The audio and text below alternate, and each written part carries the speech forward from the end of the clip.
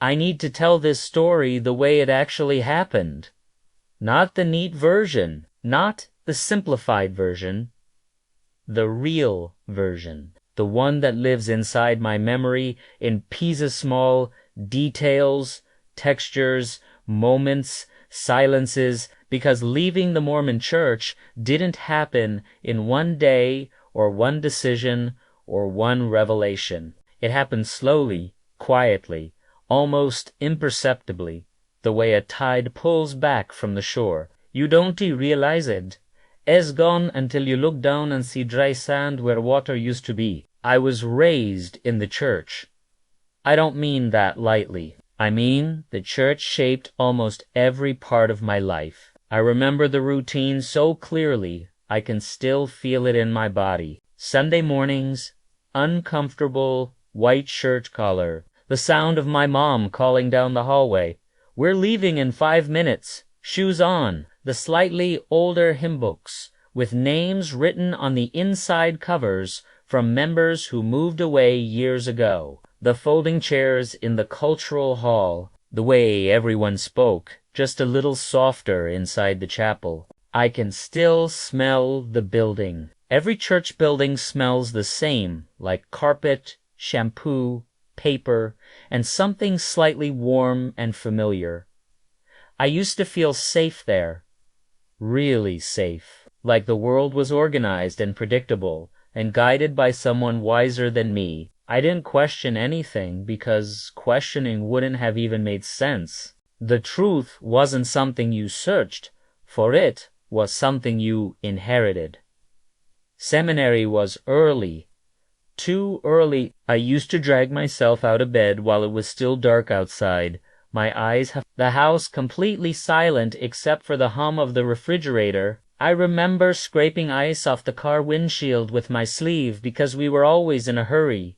I remember sitting in the classroom, surrounded by other tired teenagers, everyone pretending to be awake, listening to scriptures and lessons about obedience, purity, missionary work, marriage, family. It all felt so certain then. So complete. When you're raised in the church, your future isn't something you imagine, it's something you're given. Mission, marriage in the temple, children, service, callings, faithfulness, a mapped-out identity before you even understand the concept of choosing. I did everything right, or at least everything I was told was right. I went on my mission. I wore the name tag. I introduced myself using the same scripted phrases we all use. I knocked on doors. I taught lessons in living rooms. I prayed with strangers. I bore testimony in languages that didn't belong to me but eventually felt like they were mine. And during that time, I believed deeply. I believed because believing was my whole world. There was no outside to compare it to. Coming home was harder than I expected. People talk about post-mission adjustment, like it's just about returning to daily routines. But it's more than that. On the mission, every moment has purpose. Back home, the silence feels huge. Your mind has space again. Space for thoughts that don't fit inside lessons or talks or testimonies. I didn't have a dramatic moment of doubt. No shocking book. No angry conversation. It started with something incredibly small. I remember the exact moment. I was sitting in sacrament meeting. The speaker was talking about obedience, how obedience brings blessings, safety, stability, certainty. And everyone around me was nodding the way we all do, and I nodded too, automatically. But something inside me paused, just slightly, like a faint whisper in the back of my mind. If obedience requires that I silence parts of myself, is that righteousness or is that fear? The thought scared me. I pushed it away. I smiled. I shook hands after the meeting. I acted normal, but the question stayed. questions don't disappear once asked. They wait, they come back in the quiet, they come back at night, they come back when you pray, they come back when your heart is honest and unguarded. I wanted to believe. I tried to believe. I doubled down. I read more. I studied. I fasted. I prayed longer. I asked God to take the doubt away, not to show me truth, but to restore the certainty I once had, because certainty feels like safety, and I didn't want to lose the feeling of belonging. But every time I tried to return to the version of myself who never questioned, I felt farther from him, like he was fading. And here's something nobody tells you.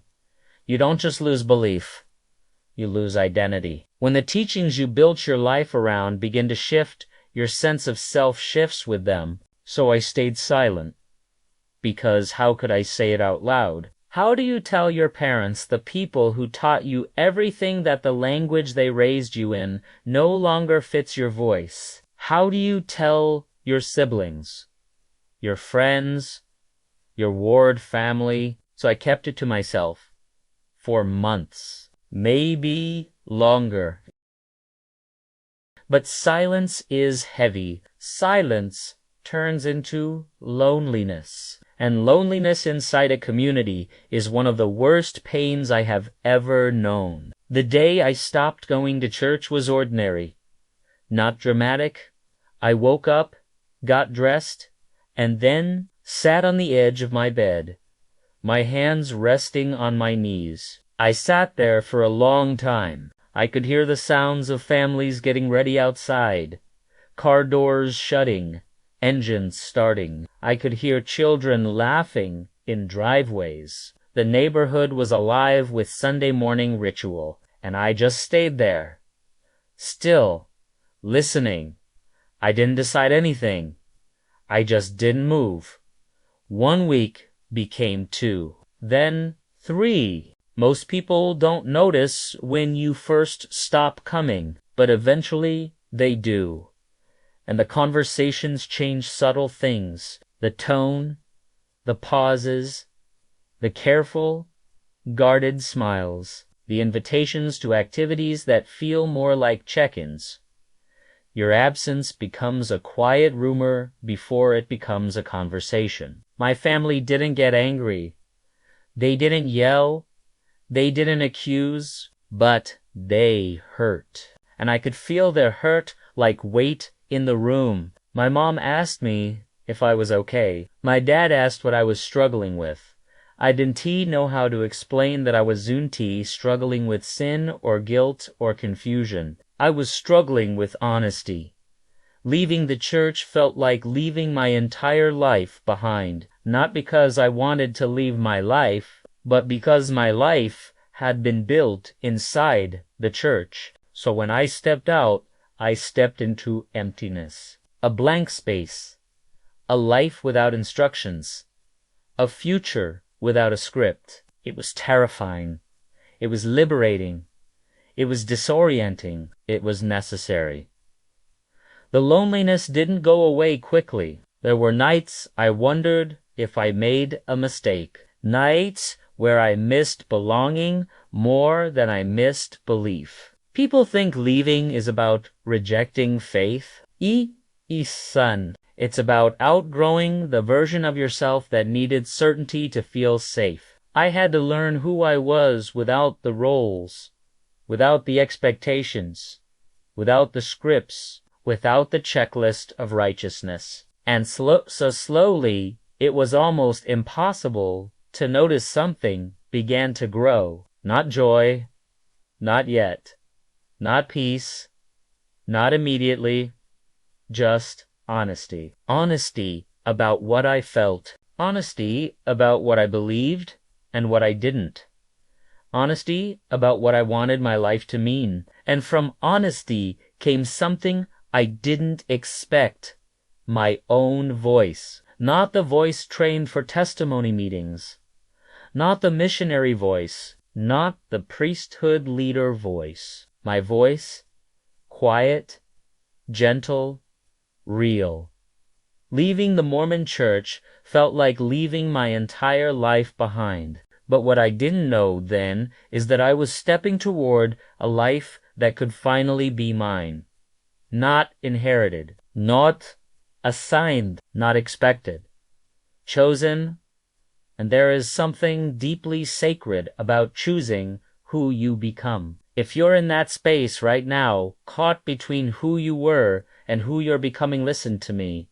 You are not lost. You are becoming, and becoming yourself is one of the hardest, bravest things a person can do. Thank you for being here.